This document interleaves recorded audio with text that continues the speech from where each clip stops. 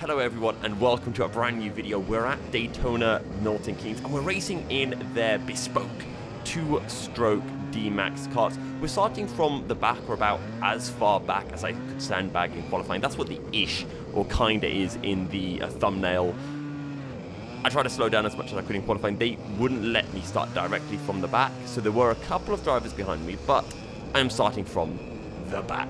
Maybe not dead last. So here's our first race stop, but Daytona have a rule in place where you have to keep a gap to the driver in front, and that wasn't being adhered to by the competitors. So the first race start essentially got stopped and we had to do a new race start, but the yellow flags kind of disappeared momentarily, so we all thought we were going racing, and then when we came around this corner we then saw the yellow flags come out, and a lot of us kind of figured out what was happening. They stopped us all, got us back into a line, and then we got racing for real. So let's head over to that race. So I just thought I'd show that initial race start. But we are starting on the outside of the grid in these DMAX karts. I've had a few races in them. I've raced in the Daytona Thursday Night Sprint League, done relatively well in that. So I thought, let's have a bit of fun. It's boring to be at the front and just win it. How do we do starting further down the field? How do we make our way through some of the slower drivers? Well, first of all, we get a really nice little switch back through turn 1. We're on the inside now into this beautiful chicane of 2 and 3, just trying to figure out how we are going to go. And then we see a kind of gap opening, but then a kart spins. We've got to back off, and that allows this guy to go up our inside into turn 4. But from now, we are straight racing. We see him taking a tight line, so we're going to take the wider line in. We're going to get a really nice switch back. We're alongside him on corner exit, which means we get to go up the inside into this long sweeping right-hander of turn 6. And now we're on the outside into turn 7. We try to hang it around the outside, but we get a little bit of contact. It puts us off the grip. We can't find traction. We lose a position. I try to go for the hero move. It really didn't work. Down into turn 8, this is where so many people struggle because they just don't carry the speed out of the corner. We do, but we've got 2 drivers in front of us. We're going to pull over to the inside. We've actually got a relatively decent kart, and we're able to go up the inside into turn 9. We're now on the outside going into turn 10. We turn in nice and early so that he can't send us. We've got the inside covered, and we don't risk getting T-boned through the corner, through the final corner. So we've gained a couple of positions, and now we can really get our head down. Lap 2 of the race, you can see the lap times are falling. And also later on in this video, just have a look at our consistency, because that's one of the most important thing in these races, being able to consistently put in the lap times, and once you get some clean air, really being able to deliver. This guy in front of us is a bit heavy, so we're going to send it up the inside into turn 5. We get a really nice driver out of 4, and we can tell that his kart's a bit slower. Well, it's not like his kart that's slower, he probably weighs about 20 kilos more than us. That's how these open races work. There is no minimum weight requirement, and as a result, we identify that and we take full advantage of it. I'm going to be honest, this next move is really, really dirty. I really want to do a send into turn 8. I go for it way too late, too early on the brakes, not committed, and yeah, dirty move. I should 100% have been penalized for that, but it's a good learning point as well. And for those people who are a bit newer to karting, always remember, when you go for these overtakes, you cannot be hesitant like I was there. You always have to go into an overtake 100% believing that you're going to pull it off, because if you're a little bit hesitant, you go on the brakes a little bit too early, the driver in front doesn't see you coming, doesn't leave you room, and then all kinds of things happen. But this is our first kind of clear lap, and we are catching up to this guy in front, hand over fist. We get a much better run than him through turn 4. We carry in a lot of speed. We don't get the best of exits, but it doesn't matter as long as we are catching up. Our goal, though, is to catch up to the leading group, which are probably about 5-6 seconds ahead. You can just about see their helmets on the left-hand side of the screen at points if you look carefully. But we get a nice run through turn 7, and at this point, I'm thinking, right, where am I going to overtake him? I know I'm really fast through turn 8, so I want to get a good run coming out of this hairpin, and then I want to get him on the back straight. There's a run. We pull over to the inside. We shuffle our bum back so we get a bit more aerodynamics. I give him a nice little wave, say hello, and up the inside we go into the long left-hander, which is probably one of the best corners on the track. It's practically flat out, but you have to give it a little slide, and you can see it over on the left where the leaders are. That's who I need to catch. And because we had the first race start cancelled and we had to redo it, we had a few less laps in the race. So instead of having a 20-minute race, we had a 15-minute race because we wasted all of that time on the first race start with it being cancelled and then having to re-grid up and all of that. But now we've got a 65.5, so you can see that the lap times are starting to come down. Because in qualifying I was just tootling around, I was showing one of my mates just what the racing lines are. So now we're going at 100%, we're starting to just remember where the racing lines are, where we want to brake, where we want to turn in. Are some corners better, going slow in, fast out? Are some corners better going fast in, fast out? So here we go, down into turn 8. Again, we get this really nice run, which so many people struggle with. They think that because you've got a long straight, you have to get a late apex, but you can actually take a really early apex, and we're closing up to this guy. We know that he's going to slow down for this left-hander while we go pretty much flat into it. So we just fully commit, send up the inside into the corner, we get the job done, and there we can see our group of 4 leaders. We can visually see that we are catching up. And now from this point, I've kind of figured out the circuit and the consistency that we put in. I'll try to get like an edit up so you can see all of the lap times I do from lap 5 onwards. And everything that's over like a 65.2, and you'll see this as the race continues, are laps where I'm just overtaking someone or getting a little bit caught up. But otherwise, all of these laps are within a couple of tenths of each other. And again, for a driver that wants to improve, you really need to focus on getting that consistency. Yes, you need to be able to get pace, but it's not a good thing if you can get the pace on one lap and then the next lap is a second off. You need to know that what you are doing consistently. Every single lap, you can do that exact same thing. And then once you can do that, once you know you have that kind of benchmark, then you up it. And then you try to find that extra time, but you need to be able to have the consistency. We head down into this hairpin, and again, you can see how much we catch up. For anyone who is wondering, we weigh about 76, 77 kilos with our race kit, so we're not very light, we're not very heavy. There's a lot of drivers who will, in this race, probably be weighing around maybe 70 kilos, but there'll also be a lot who are definitely heavier than me. So fully acknowledging that, you can usually tell which driver is heavier by how well the car performs at the end of the straight. You can also look, this is actually a really nice move, one that is very fun to do. We're going to send it up the inside. This driver leaves us a lot of room going into corner. He sees us coming, leaves the door open, so we take it. If he had closed the door, we would have been able to back off. But as I was saying, when you want to be able to see if the cart's, the difference between driver weight difference and kart difference is we get a good run, and I thought this driver was going to come over to the right and close us off, but we get alongside in time. If a kart gains coming out of the corner, it might be weight, but it's usually the kart itself. If the kart's struggling towards the top end, I think that tends to be weight more than kart. You very rarely get karts that have a big disparity between each other at the end of the straight in terms of top speed. It tends to be a lot in acceleration, a little bit in handling. At least that's what I found. There's always exceptions, and I have had karts that are bad at the end of the straight, but that tends to be the way I look at it, because you can usually see if you get a good run on someone, and then if you're starting to catch them and then starting to lose time, do you stop losing time towards the end of the straight? If you do stop losing time towards the end of the straight, it's probably a weight thing, or it's probably a kart thing rather than a weight thing, and vice versa.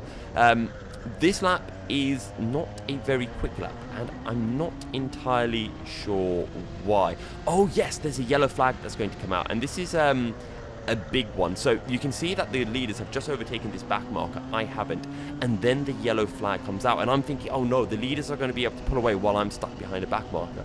So this is where you have to be smart as a racing driver. You have to look, where's the incident? We can see a driver that's gone off circuit. So as soon as we go past that driver, we send it up the inside of our back marker. That way, we've done the overtake once we've passed the incident. There's a little bit of a subtle difference in yellow flags between karting and car racing. In car racing, once you get to a yellow flag, you have to slow down. You can only start going fast again once you get to the green flag.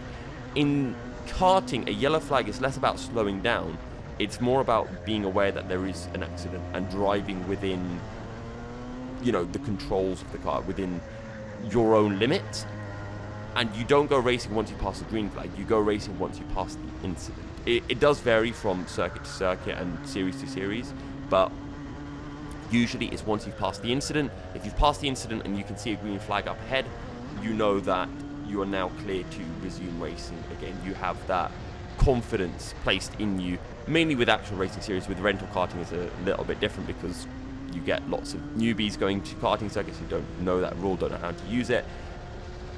So if you are an experienced driver, you kind of know that. So always be aware of when you can take advantage of that yellow flag.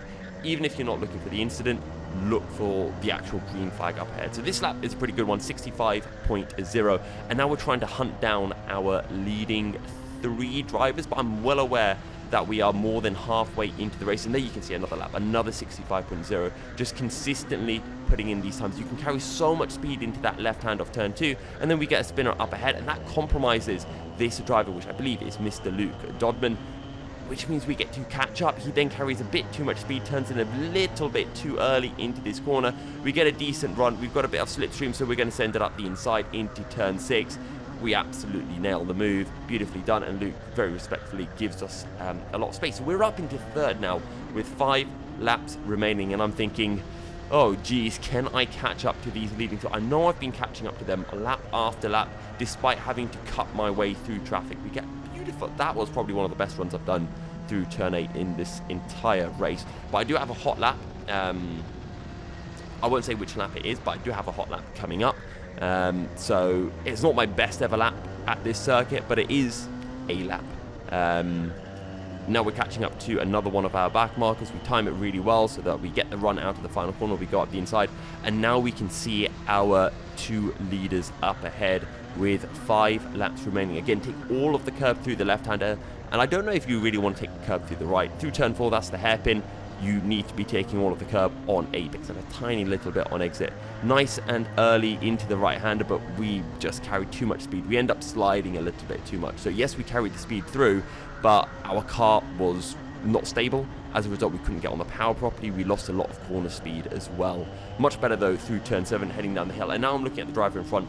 I can see that she's quite light, so I know that I'm not going to be able to do a standard overtake on the straight. I need to get a good run. That's what we do. We tuck in behind her, and I know if I pull out the slipstream, I'm just going to fall back because I have that weight disadvantage. So I'm going to push her along all the way into this left-hander. I'm going to angle a move. I'm going to slide my car up the inside. It's a little bit hairy, it's a little bit messy. I actually looked at the overtake from her perspective, and it was really clean. And then she has a send up my inside into the final corner, which was way later than my move, so I give her a cheeky little wave, say bye-bye. I was very, very toxic in this race. I just kind of went into this race as I'm better than everyone else. So I was like, I'll just wave at people when I go fast. Don't do that on karting races, guys. It's not sensible. But we are up into second place. I always wanted to overtake someone into that corner, and I was like, well, this is the perfect opportunity to do it for second place. Away we go. And you can see again, we get another clear lap, 65.1. So, you know, 1/10 between those 65.0s we did before. And then we start to find a bit more time. You know, when you hunt drivers down, you just find a little bit of extra time. It's a bit of a psychological thing where you know you're catching someone and you just get your head down and you focus that a little bit more. I guess it's the same thing as if you go to the gym for training. If you have like a target, oh, I want to beat this personal best, this PR, whatever, you perform a little bit better. Whereas if you just go to the gym to train, you don't have anything to push you along. You don't get that little bit of a mental edge. And now 64.9, this is a really nice lap. Again, see how much curb we use through that left hand, a little bit through the right, and we're just playing with the steering wheel. Again, make sure you get the curb. And one thing you want to listen out for is listen to the engine notes, because when you slow down for a corner and then you get onto the power, if that engine just bogs down a bit, if it's not singing, you know that you've not got a good exit. And that tends to happen through the slower corners. But it's a good indicator to know this is what I need to try to get out of the engine. My engine wants to be happy. The driver in front doesn't get a good run. He gets compromised by the back marker, and I know, right, get the exit out of turn 8 and have a listen to the engine. It just sings, it just picks up. We get a really good run. We pull over to the inside, and this driver, he has a little shake of the helmet as he knows it's over. He has been bested by the far superior driver that is Yusuf Milky Cyril bin Sahel. We turn in a little bit early into the hairpin so that he's dissuaded from having a sent up our inside. And now that we're ahead, we can get our heads down and just put in a couple of final quick laps. This lap isn't good. I think I make a really big mistake going through turn number 7. We avoid the curb through the right that time round. Oh, sorry, no, it's through turn 8. I get turn 8 absolutely horribly wrong on this lap. We've also got a back marker that probably won't cause too much of an issue. We go over to the inside, pull the car back over to the outside into this corner. Through turn 6 is really fun. If you haven't been to Daytona Milton Keynes, make sure you savor that corner. It is beautiful, but you just go in full send and you have to kind of slide the car around. We do a little hand exercise, and then into turn 8, we just get it wrong completely and we lose loads of time. So the little hand thing I did, a couple of people have asked me about that before. It's just keeping the blood going, because you keep your hand on the steering wheel for so long, they get stiff and they don't get any motion going, they get tired. So every now and then just have a little, fist pump and get the blood flowing. So this then is my fastest lap of the race. It's a 64.8, completely flat through turn 1 and then into turn 2. Late on the brakes, get it turned in onto the power nice and early, use a bit of the curb through 3, pull the car back over to the right, jump on the brakes, and then on the power again, making sure you use all of the curb. We could have taken it a little bit better through turn 5, early apex on the power, let the kart out, but don't let it out more than you need to, and you kind of need to figure that out. Flat out into this right, little bit of a dab on the brakes, little bit off the throttle, play with the steering wheel, and then into turn 7 we take a tiny bit too much curb, so we could have carried a bit more speed, and you can see we punched the air because I know I've messed it up. I've thrown away a couple of tenths. Let onto the brakes into this left-hander, using up all of the curb on the apex, and then you don't need to come out all the way out wide. Again, it's just kind of feel what the car wants to do. Into this left-hander, flat, we have a little lift, and then hard onto the brakes. Make sure you get all of that concrete apex, and then just let the kart out beautifully. All the way over onto the right, and then just kind of tap the concrete, let the kart out, come over, complete your lap, take the checkered flag, the race win as well. I hope you guys have found this video entertaining, first and foremostly, and also educational. If you do have a race coming up at Daytona Milton Keynes, I'm sure you'll enjoy it. If you do want any little tips about how to drive the DMAX karts or even the Sodi karts, feel free to drop me a message, and I'm always happy to help out. But yeah, this has been a little open race at Daytona Milton Keynes, showing you how you can set a fast lap, how you can set a few very juicy overtakes as well.